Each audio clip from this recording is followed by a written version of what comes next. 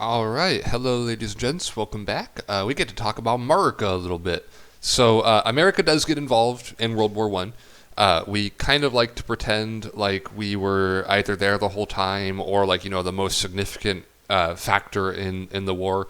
It's important we joined, but we're gonna join in at the very end here. World War One is not the most significant thing for America. For reference, in Europe, World War One is typically referred to as the Great War. For America, the Great War will be more of World War Two. That's the one we get really involved in. But we do get involved in World War One. Early on, the way we get involved in World War One is money, shipping in particular. We did a lot of trade. We were basically an arms dealer at the beginning of World War One, and we actually supplied both sides. But we preferred Britain and France. So we gave more supplies we sold more supplies to Britain and France, especially Britain.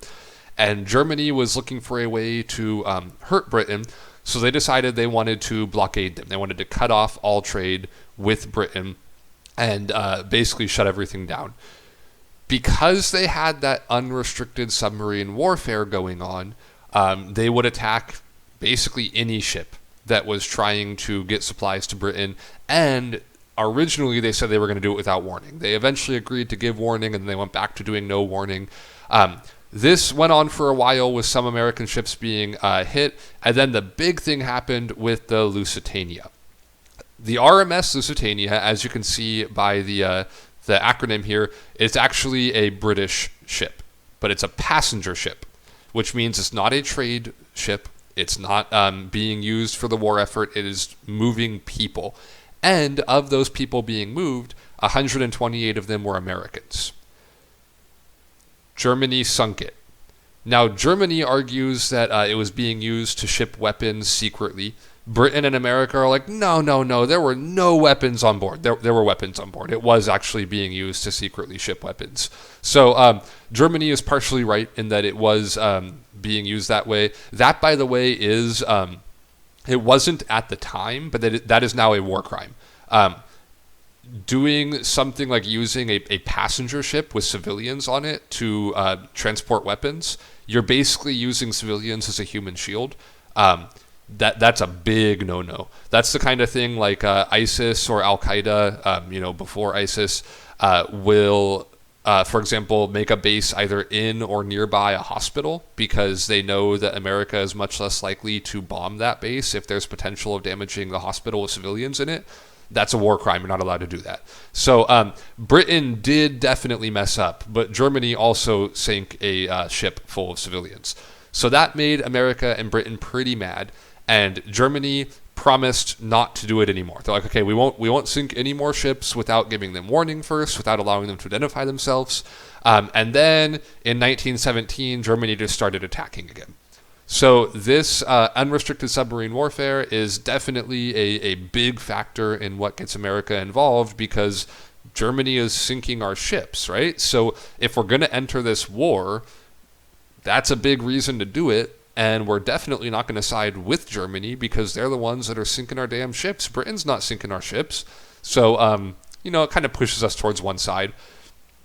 Germany also messes up big time in 1917. That's, the big year of Germany messing up and America entering the war with this thing called the Zimmermann telegram.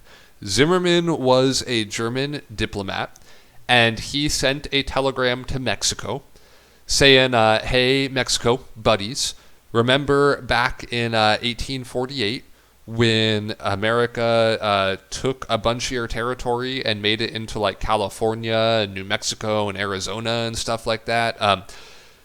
How about you help us fight America and we'll give you that territory back if we win? The problem is, before this even had a chance for Mexico to respond to it, it was intercepted by Britain.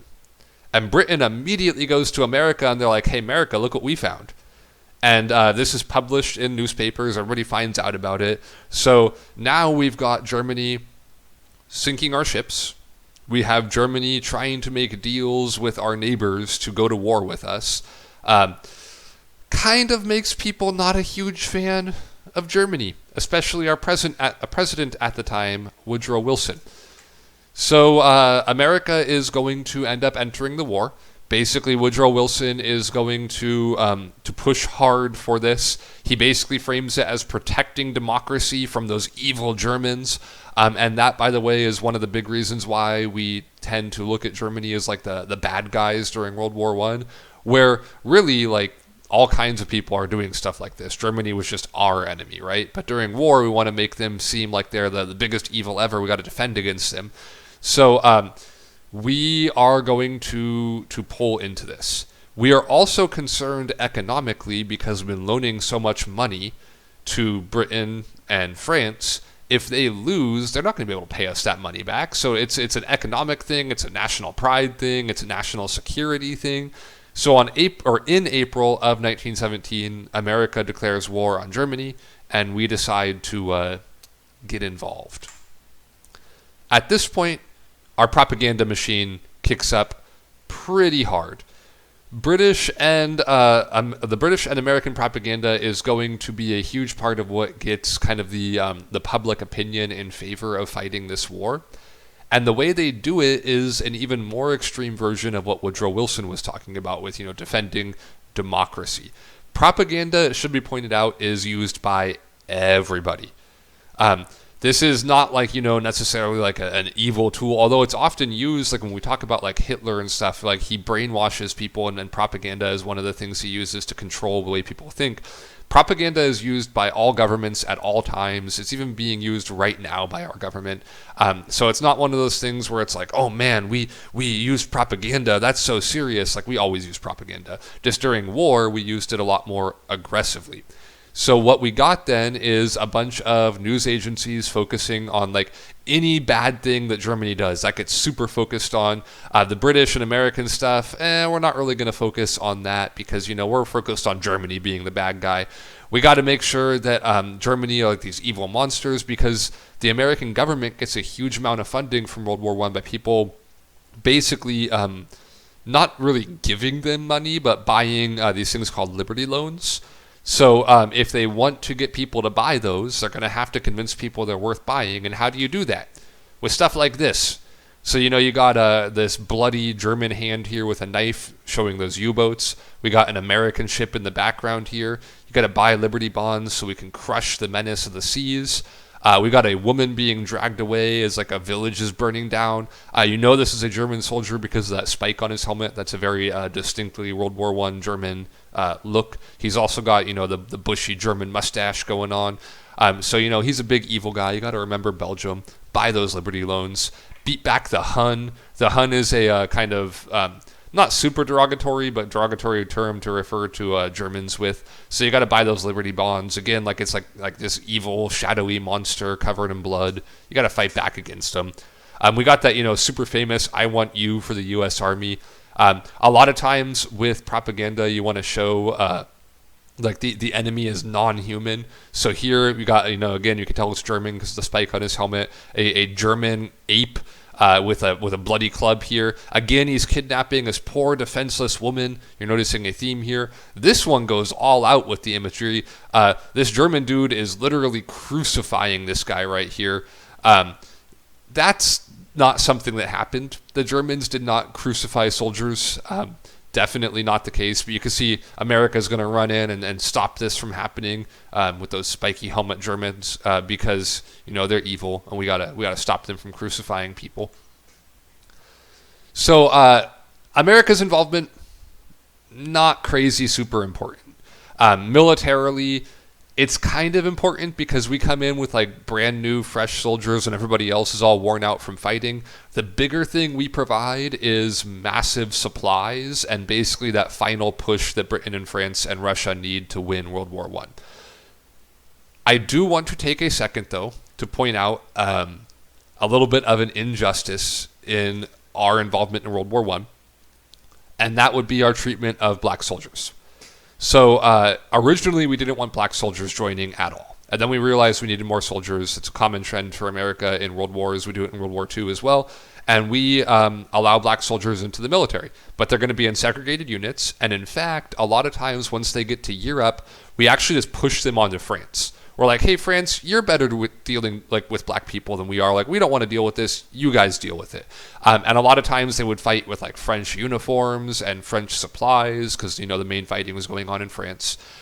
In particular is the 369th. They're more commonly known as the Harlem Hellfighters. They were an all-black unit. They served on the front lines longer than any other American unit. They had more casualties than any other American unit, and they were one of the most successful American units in the entire war. So they did more in this war than basically any other unit. At the end of World War I, then, you would expect that they get a lot of medals, because that's like when you serve like that, when you serve on the front lines, when you have casualties, when you have success in battle, you get medals. Not in World War I. France gave our black soldiers medals. France gave 171 medals to black Americans, including some of their highest honors. America refused to give the black soldiers medals. They were denied the Congressional Medal of Honor from America. 2 members of the 369th did eventually get their medals, one in 1991 and Henry Johnson in 2015, but he died in 1929. So he got his posthumously, after he was dead. To give you an idea with Henry Johnson of what Congress decided was not worthy of a Congressional Medal of Honor back in 1917, 1918, Henry Johnson's Medal of Honor that he got in 2015 was an event that he got what I think is the coolest nickname ever. The nickname that he got in his regiment for what he did, he started being called the Black Death, which, like, that's such a cool nickname. But anyway, he and one other soldier were on guard duty. And they were snuck up on and attacked by, the numbers conflict, it's anywhere from 12 to 24 Germans attacked them. Henry Johnson and one other dude. The one other dude that was with him got injured pretty early on, and Henry Johnson continued to fight, shooting until he was out of ammo, throwing grenades. When he ran out of anything else, he actually engaged in hand-to-hand combat. He was like hitting people with the butt of his rifle. When his rifle wasn't really functional anymore, he pulled out like this knife he had, and he started doing like hand-to-hand knife combat. He stabbed a dude in the head and like couldn't pull his knife out, so then he was like actually doing like hand-to-hand fist fighting. He got 21 wounds, and he forced the Germans to run away. Congress decided that was not worthy of a Congressional Medal of Honor until 2015. So, oops, yeah, maybe we didn't do that so well. So militarily, we do get involved. There's a little bit of hiccups with equality, but we do get in there. And we're going to be a major factor in swinging the war into Germany losing, because at this point, Austria-Hungary doesn't matter. It's Germany versus everybody else. We will talk more about that war ending next week. This week we've got, I think we'll be doing Armenian genocide, and you guys should have already done the battles. So that'll be our entire week this week. So thank you guys for listening. We had a shorter notes this time because, last time was super long, and I'll talk to you guys next week.